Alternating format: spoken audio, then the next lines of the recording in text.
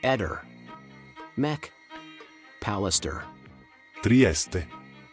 Il colombiano Ángel Martínez Quiroz, re dei narcos, arrestato dalla procura di Trieste lo scorso anno e detenuto nel penitenziario di Bogotà, sarà scarcerato provvisoriamente, essendo decorsi i termini della misura cautelare.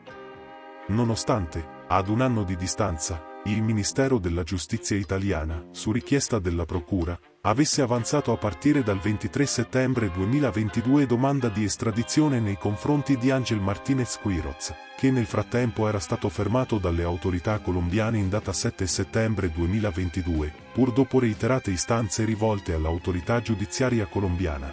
La stessa non ha né risposto né comunicato formalmente la propria decisione all'estradizione dell'indagato.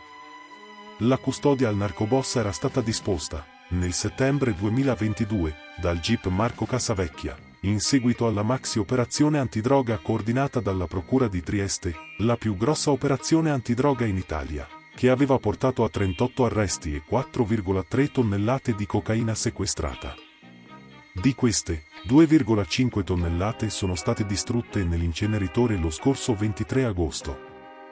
La sostanza veniva trasportata via nave attraverso l'Oceano Atlantico, per poi essere scaricata nel porto di Trieste e destinata alla piazza di Milano.